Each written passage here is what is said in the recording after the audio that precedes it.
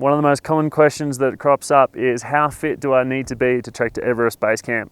Well, in this video, I'm breaking down the physical demands of the trip and also going through the most important training elements so that you can not only complete the trip, but enjoy it every step of the way.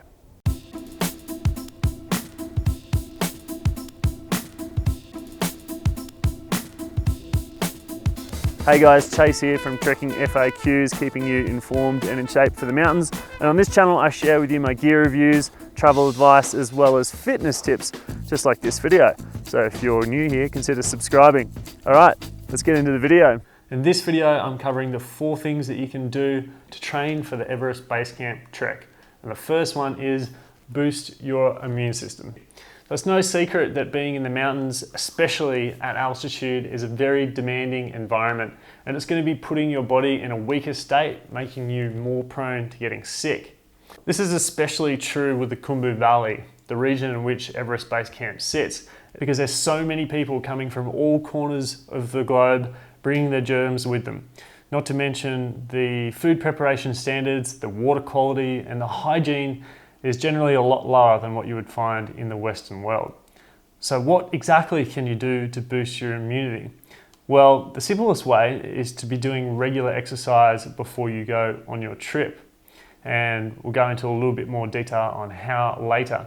Now, obviously, improving your diet and eating as healthy as you can for a minimum of 6 weeks before your trip is going to go a long way to boosting your immunity. There's also certain foods that you can eat that have been proven to boost immunity, and I have a post about this called 10 Foods for Mountain Health. The link is in the description if you want to check that out. Number 2 is actually go hiking. Now obviously training smart for Everest Base Camp trek means you're going to be doing quite a bit of hiking. Now that's important not only to build up the muscular strength so that you're not experiencing muscular soreness every day when you're on the trip, but it's so that you build experience. Experienced hikers know how to use their bodies and their equipment to be efficient in the mountains. They have better reaction speed than the average person. They have better balance. And it's these things that help prevent falls and injuries when you're going over slippery surfaces, loose rocks, ice and snow, which you're going to encounter. The only problem is most people can only go hiking once or maybe twice a week if they're lucky. And if that's the only training you do, you're going to find yourself really struggling, panting and wheezing your way up the mountain. Because let's face it, hiking at sea level really isn't that demanding in terms of cardiovascular abilities. So we need to do something else. Now, after training hundreds of people personally for the Everest Base Camp trek, the vast majority of them stated that the hardest and most challenging day wasn't actually the day of getting to Everest Base Camp. It was the day after when they climbed up Kalapatar. Kalapatar is perhaps the most spectacular viewpoint on the trek. It's actually higher than Everest Base Camp at 5,545 meters. So keep that in mind. You don't want to exert yourself on the Everest Base Camp day only to be too tired to drag yourself out of bed to do the optional side trip, which is what most people describe as being the trip's highlight. Ascending Kalapatar is always done in the early hours of the morning. Ideally, you arrive at the summit of Kalapatar for sunrise, and inevitably this is going to see you in the dark with a head torch in the freezing cold, taking only 5 or 10 steps at a time, panting and wheezing more than you've ever done in your entire life. And if you want to actually be able to achieve the trek to Kalapatar and do it without exhausting yourself, you should prepare adequately by doing number 3, which is cardiovascular training. Now, doing some cardiovascular training is not only going to help you improve your immune system, like I mentioned earlier, but it's also going to improve the health of your heart. And that's very important because as you go into high altitudes, at around 5,000 meters, you've got about 1/3 of the available oxygen there than you would normally at sea level, which means that your heart has to work a lot harder to be pumping that measly amount of oxygen around your body to the organs that need it most. Now, even walking at a very slow pace at this altitude becomes immensely difficult. But for those that put the work in, it can be an enjoyable experience. And the 4th thing that you can do to improve that even further is by doing strength training. Strength training is perhaps the most underrated and least talked about element of training for hiking. and where it becomes very apparent is in the descent.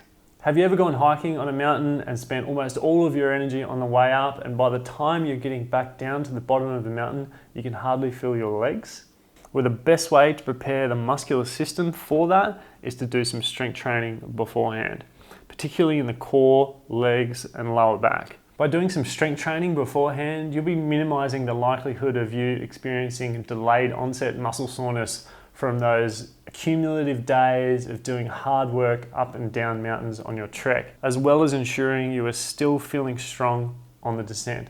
Things like squats, lunges, deadlifts, step ups and step downs, glute bridges, wall sits. These are all the kind of exercises that make the difference, and they're all in my Everest Base Camp program. The program is completely adaptable to all types of people, whether you're already quite fit or whether you're just starting out.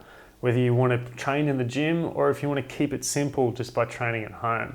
We want to get you on the right path of training today so that you can get to Everest Base Camp and back and have great memories of that trek for life. So if you want to make absolutely sure that you're going to be fit enough and you want this trek to be more than just suffering, then take advantage of this deal. Subscribers to Trekking FAQs can get 20% off by using the code FAQS at the checkout. You can join now, getting access to our resources and our private Facebook group, and start the training at any date in the future that you select. If you have any more questions about that, hit me up in the comments section below. Time for me to ask you guys a question. I'm sure there's many of you who have been to the Himalayas before, so answer me this. What is the number one piece of advice you would give to a trekker going to Nepal for the first time? Put it in the comments section below. So that's all for this video, guys. I hope you found it helpful. If you did, please hit the like button and also subscribe and hit the notification bell to get notified when I post new videos just like this one. If you have any further questions, the best place to get in touch is emailing me on chase@basecampfit.com, and you can also join our Facebook group, Trekking FAQs. There's a link in the description below. That's all for this video, guys. Here's a couple of extra videos that you might find useful, and until next time, Trekking FAQs is keeping you informed and in shape for the mountains. We'll see you in the next video.